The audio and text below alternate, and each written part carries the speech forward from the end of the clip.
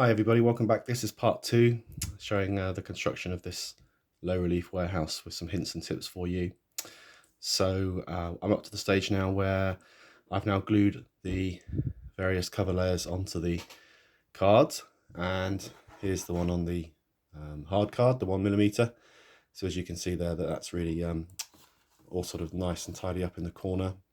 So what I would now do is just trim the card along here.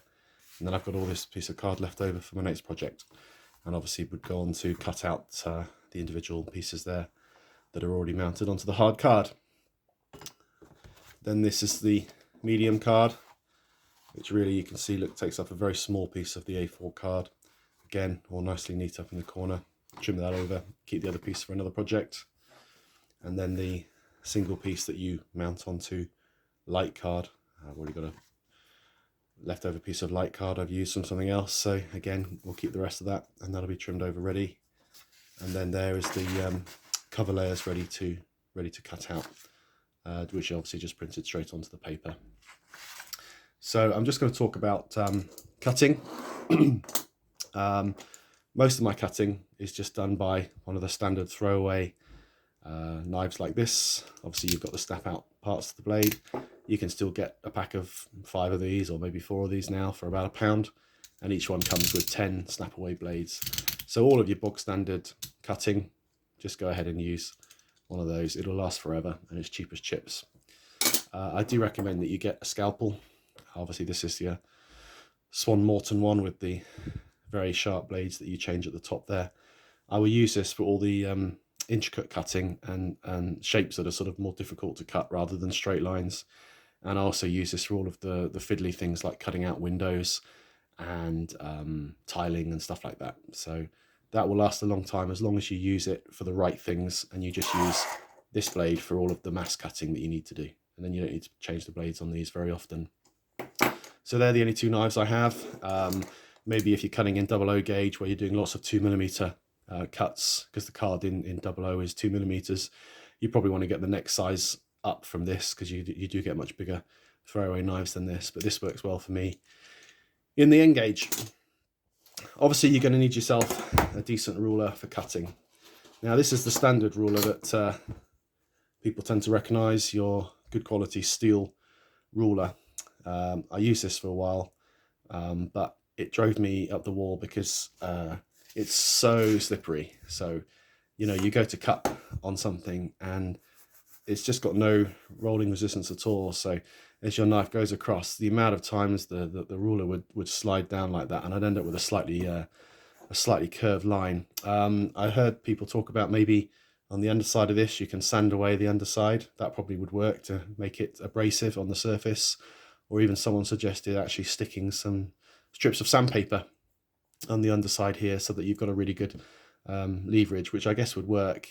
I tried aluminium rulers, and they come with nice sort of rubber bits on the underside and stuff, but I went through a couple of aluminium rulers quite quickly. The problem there is you actually wear away a groove here as soon as you start using an aluminium ruler. So really, they're not really going to last very long at all.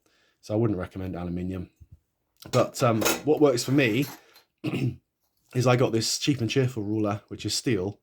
It's only 20 centimeters long, but unlike this one's got a very abrasive surface where they've actually put the centimeter markings on.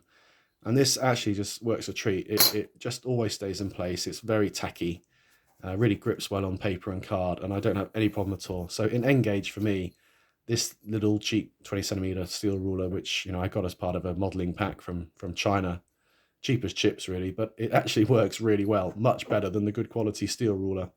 But whatever works for you, just find something that doesn't slip, because again, you know, the slippage problem on cutting lines is so infuriating, and it just adds to little mistakes and makes the models harder to look good.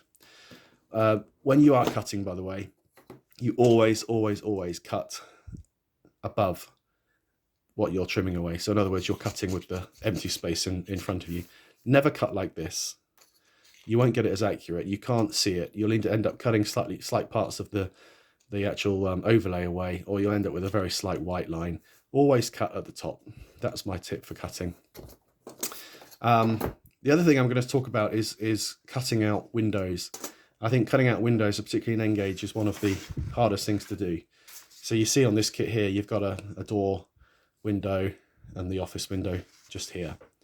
And now I'm just going to show you my technique. It works every time for cutting out windows. I am aware that there is the sticky label technique, and that seems to be an excellent method of cutting, which gets brilliant results. But, you know, that just involves more preparation. You actually have to print onto certain, you know, things and then stick them onto something else and so on. So that does work. But for me personally, I've just perfected my cutting technique another way. Let me just show you how I do it.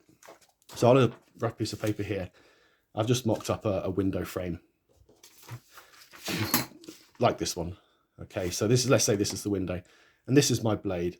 So what you'll do to cut this window perfectly is the first cut you make is the horizontal cut. So you've got these horizontal lines here, and like I said, cutting at the bottom first. So carefully put your knife up to the bottom there, and your first cut is along here, obviously using the ruler. Now the tip here is always make sure the cut starts slightly in front of the window frame and go slightly past it. Maybe what, half, a third of a millimeter. I realize you need good eyesight, but do the first cut like that there, slightly further on each side than it needs to be. And then obviously do the same one on the top frame as well. Okay, so that's your first two cuts. The key thing with a window frame is this piece here, when you finish, this frame here, you're going to be talking about being not even a millimeter wide, and it's so fragile. So the aim here is you're going to do everything you can to keep this frame intact. Otherwise, if it breaks, you've ruined the window. And it took me a while before I worked out the right way to do this without breaking these frames. So cut that one there. Now you need to cut these two lines here. Don't be tempted just to quickly save time and do it like that. You need to turn it around.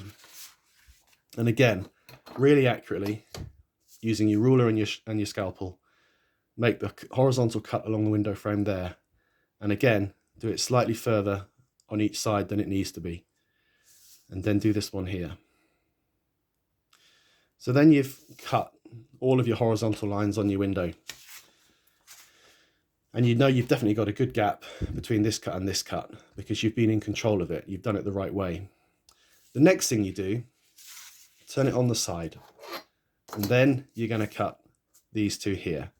Now this is the cut you need to be really, really careful of. So you're going to cut the top window here, for example, but you don't want to go too far because if you do, you're going to break this frame here. So using your really sharp scalpel and your knife, you start cutting at the top. And again, you cut slightly higher than you need to. And you cut really slowly using your sharp scalpel. And then when you get close to where you feel the corner is, use your scalpel blade to try to hook up that piece of paper so you've got a flap. If it doesn't hook up, then just do a slight more cut and then hook up. And eventually it'll hook up. And then you'll do that before you go too far. Do the same again here, cutting down here. This time, of course, you start your cut really on the line. You don't want to be cutting up here. You want to be cutting it in the corner. So do that cut here. You can go slightly further with this one again because there's no problem underneath it. So cut down here and then hook up there again. Now I've already done this stage on this window and this door here. So if I just show you what I mean, you can see here that I've cut this one here, look, and I've got to the point where you can lift up the flap. You've only got that one single bit left to cut there. And on this more fiddly window, look, it's the same look. You can lift up that flap there. You can lift up that flap there. I've kept the integrity of that really thin frame in the middle. If I turn it around the other side, maybe you can see the cuts there, I'm not sure. But a nice neat frame in the middle. It's not got any danger of being ripped or falling off. And again there, on the door frame. So then, obviously the final cut you're going to make is the ones on the other side. But this time you can sort of see what you're doing because you've got the flap lifting up. So you know where to start. And as long as you do it slowly and carefully, you know where to finish. And then again, you do the same one there. And what you'll find is if you do the cutting in that order, you'll get really nice, neat cuts and you won't make any mistakes. And that works for me every single time. You just have to be a little bit careful on that third cut because when you come to do that cut from here to here, you do not want to be going into here. Otherwise, you're going to sort of potentially break the frame. But always start with the horizontal ones first, and then do the side, and then the other side. And that works for me every single time. You just need to make sure you use a really sharp scalpel. So hopefully, if that gives you a bit of tips on cutting out window frames, because I know I found them really fiddly to start with, and until I got this sort of technique working, you know, that's really the way I'd recommend you do it. Otherwise, if you can't get on with that, I would recommend the sticky label technique, but that involves you obviously having to get sticky labels, printing onto sticky labels and so on. But it definitely would work, because the sticky label technique, you don't actually have to worry about stopping your cuts. You simply just do that, and then because it all sticks in place, you don't have to worry about the fact that you're going past the edges of the frames. So whichever works for you, really. So gosh, it's 10 minutes long. I've prattled on too long. So that's my tips on ruler and knife and windows. Join me next weekend when I will show you the next stage, when I've actually obviously cut out all of these individual cover layers and move on to start constructing the model. Thanks for watching. See you next week. Cheers for now.